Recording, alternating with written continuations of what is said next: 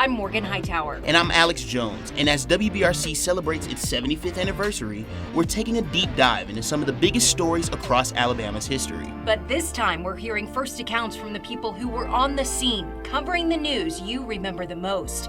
Welcome to WBRC 75, the stories that shaped our state.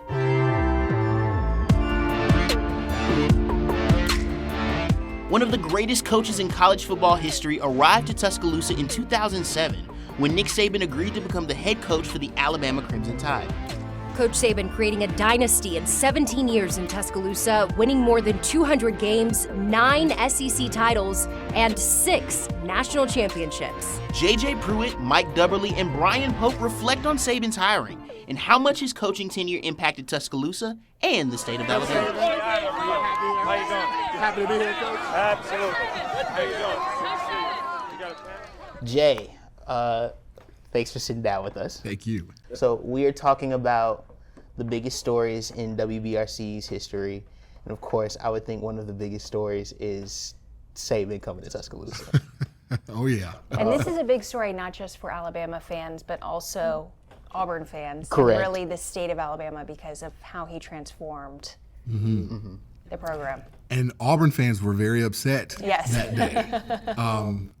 But on the opposite side, it was fandemonium.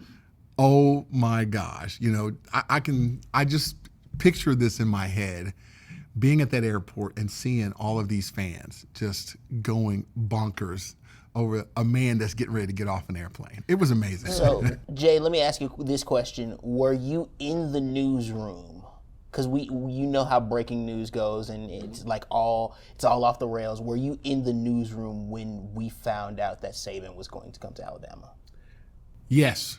Okay. I was in the newsroom, and back then, you know, Mike McLean, who was our news director at the time, I mean, when he was our news director, when there was breaking news, the other stations hated us because we had 4 or 5 crews everywhere. And no different here. There was somebody in Birmingham, somebody at the university. They assigned me to go to the airport. And I go, okay. I'm like, who's this Nick Saban guy? I'm just like, let's go. I'm serious. I was like, no, I knew he was at LSU, but I was just like, okay, hey, let's go. So we're there. And man, what an amazing time that was. You know, you're there early and you start seeing people around.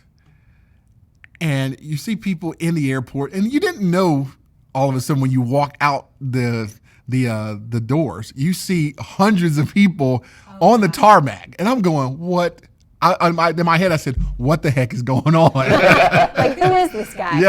Yeah, and it was just amazing.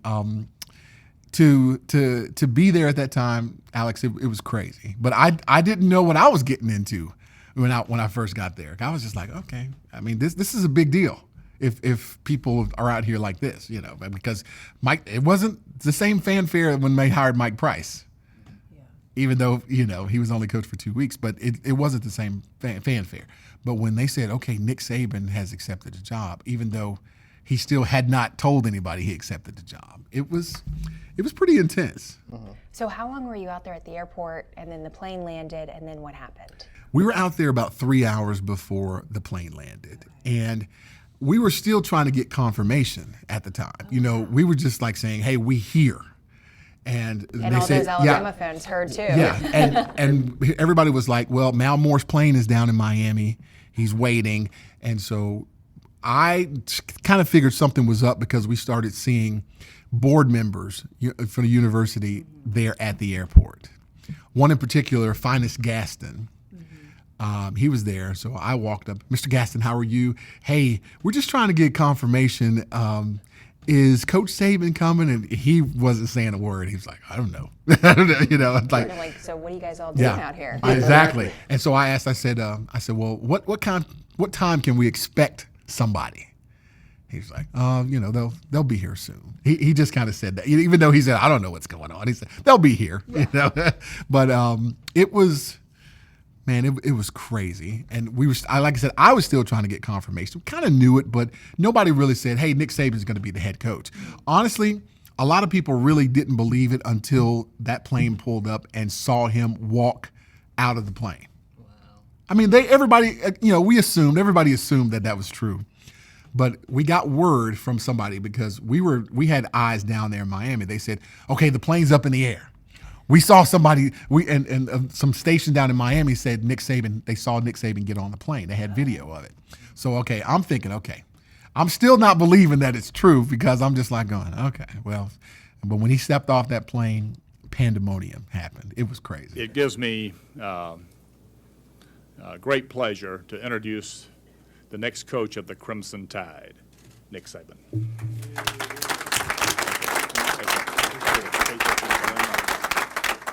Thank you very much. You're the first person we've talked to for the podcast that's behind the scenes. Okay. You're a producer. I'm a producer, so I know what that preparation is like. I know how many graphics you made. Saban is hired. Right. Saban says yes and everything. Yeah. So let's go to the day that it is officially announced. Okay. And you're sports executive producer. How are you deciding to divvy up everybody? Like, how are you deciding where JJ goes, where Dubberly goes, where Carly goes, and what is that? Take us into what that process is. Well, at that point, Carly's typically always on the set. You want him driving it, so he's on the set, and, at that point, you're always thinking, I need somebody on the set, because he's, live shot can go down in a heartbeat, so you don't want everybody in the field, obviously. So Carly's on the set, and I remember us talking about it in the newsroom. We've got to have somebody at the airport. And at this time, we didn't really know the airport was going to turn into what it turned into. But we're tracking the plane. Like I talked about, we'd become professional plane trackers at this point because Alabama had changed coaches 4 or 5 times over the course of 7-8 years. So you kind of figured that stuff out. So I remember us having a group of people. I think Mike Tucker, videographer was there. JJ was there. I think we had probably a few other people there too. Had somebody at the football building because the assumption is, I don't think he'd ever visited Alabama, had visited campus, Saban. So the assumption is he's going to land at the airport, and then he's probably going to go to the football building and see where his office is, where he's going to be living for the next however many years. And so I think we had somebody there. And so that's kind of what you're doing. You're trying to think, okay, where is he going to go? Where are they going to take him? And, your first thought is the football building. And I think they did take him to the football building, if I remember right. But the airport was like the Beatles landing. I mean, y'all have seen the video of the lady kissing him on the cheek. And I mean, and it's weird when I think about it now, like when, you saw DeBoer land just a few months ago, and there's this fence with barbed wire in between him and the fans. Yeah.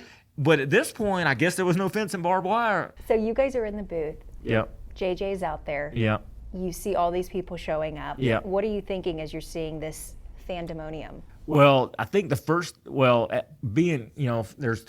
things you're thinking, and it's been hard. It was hard when I first got in the business as a Bama fan and as a sports producer. You're trying to separate the two. We're waiting on the plane to land. The fans are there, and so your first thought is JJ. You're telling your guys, hey, just be careful because these Alabama fans are nuts. You know what I mean? And so you're always from an Alabama fan. Yeah. Oh, we are a little unhinged sometimes. Let's be honest. But you're also worried live TV. What's going to happen? Right. You could hear or see anything. And so and this is not regularly scheduled programming. No, this is cutting. So you're doing cut-ins or you're wall to wall? We're wall to wall at this point, I think. Yeah, we're wall to wall at this point. And so he finally lands, and nothing bad happened that I remember.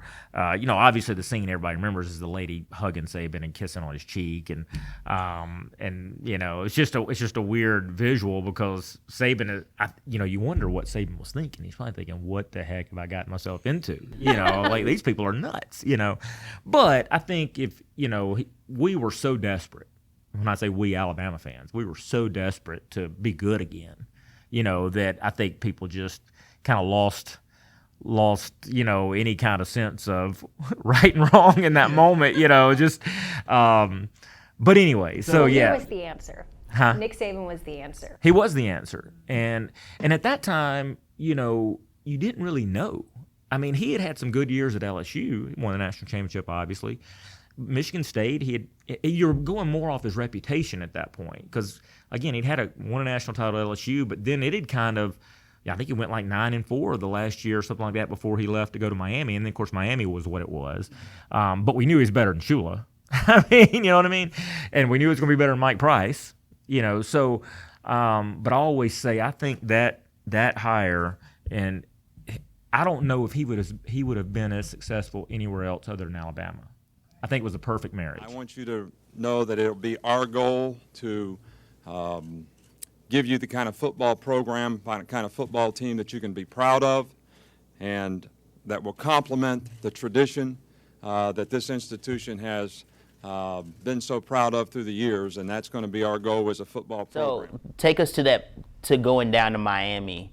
I know this was after the denial. I know he denied. I'm not going to take the Alabama job. How many times do I have to say it? But take us through going to cover Saban in Miami, even after he's already said that, before you know he's taking the job. What made you guys feel so confident that there was still something there? It was more what you were hearing back here in Tuscaloosa, because you weren't hearing anything in Miami. There was some sports talk, and most of the talk down there was that they didn't think he was going to Alabama. You may remember this. I don't know, but Dan Lebitard ripped Saban apart for saying that he wasn't going to Alabama. But that was, but yeah, to answer your question, so we went down to South Florida. He had another weekly press conference there, and that he again denied it. Says, I'm not going to answer any more questions about Alabama. I'm going to be the coach at Miami and whatever. And I believe that was the day before. And we stayed down there because again we kept hearing that this is going to happen. Back then you could follow the flights just like you can now, and so we knew the plane was still down there, and we knew that Mal had been talking to somebody. So.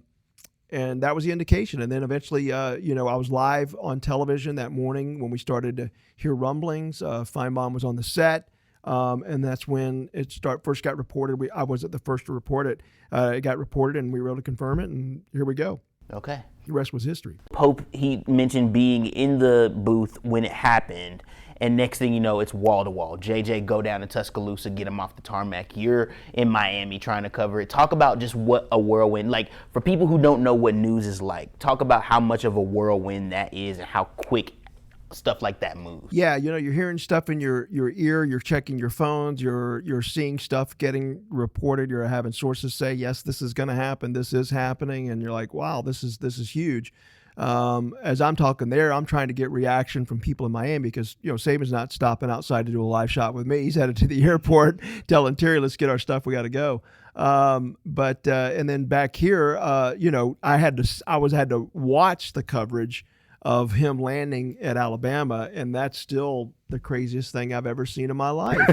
That was that big of a turnout, but that just shows you the passion that SEC football fans have. And, for him to come down there and honestly, look, I'm not trying to be sacrilegious, but a lot of people saw him as a savior of the program.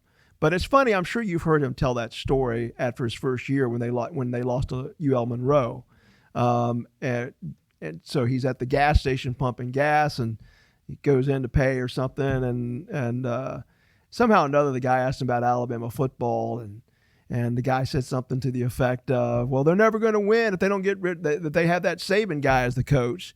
So, obviously that next recruiting class changed all that. And, but it was interesting, because you hear stuff in your ear, what's going on in the studio. Brian's updating you on what we're hearing. You're trying to check sources. Everybody's checking sources. It's a little chaotic, but, honestly, that's the fun part of the job to me, We asked JJ, we asked Pope. Let me ask you, do you have any specific stories, like any memorable stories of meeting Coach Saban while covering him? They invited some media members to be referees at an Alabama 8A game.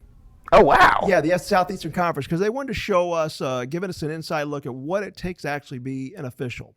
So I was a sideline judge. The other three referees, Jim Dunaway was one, Clay Travis. I don't remember the third guy, actually, the other guy. So anyway, I'm the line judge. Well, Clay Travis calls a pass interference in the end zone. And Saban was messing with me. So, because he coaches DBs, but he goes, that I don't know what I can say on your things. I don't want to get you banned. So he said, that's a bleeping call. That's a bleeping call. What kind of call is that? but he's got this little smirk on his face, like, Coach, that wasn't my call, that was his call. And then you can just kind of see him laugh a little bit. And it was Clay Travis, by the way, making that call in the end zone on a crappy pass interference call. I mean, 6 titles in 17 years is going to be hard to duplicate also. I think especially now they're going to 12-team playoffs, so the more games you play, the more chances of injuries, the more chances of upsets. So I think just in general that's going to be hard to duplicate, but just being in the national title conversation every single year and being that close to it every year is going to be hard to duplicate, I think. But, yeah, I mean, just what he did for Alabama and all the off-the-field stuff, I would attribute what we've talked about before we went on is the number of students. There was 19,000 students there when I was in school in the 90s. Now there's 40, and I think a lot of it is attributed to what the kind of profile he's given that university because of the football team. I mean, they've got the Saban Center they're building down there, All the philanthropy. All the off-the-field stuff they've done, Nick's Kids, and so he has also kind of ingrained himself in that community. I remember us being down there after the April tornado in 2011. And I think that was when at that point he'd been there 4 or 5 years, I guess, since 2007. But I think he's even said this, but that's when he really felt like part of the community. Like he's out, at these Red Cross places and, giving water out to volunteers and stuff like that. And so I think he saw, and of course they won the national title that year, and sort of dedicated it, I think, to all the victims of that. But I think I think that was when he first really felt kind of ingrained in that community.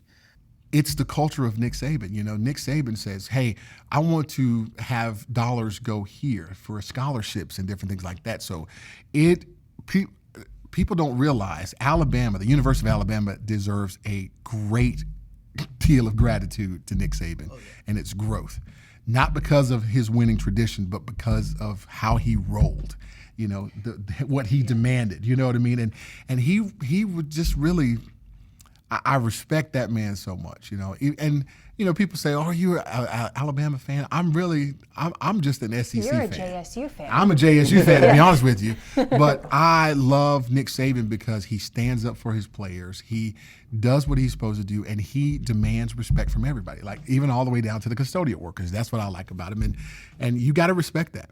You got to respect that. And to see how he has transformed the university. Again, if you're an Alabama fan, if you graduated from Alabama, you need to be thanking this man. You need to literally. Are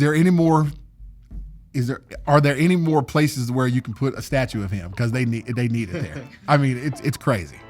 Crazy. It's crazy.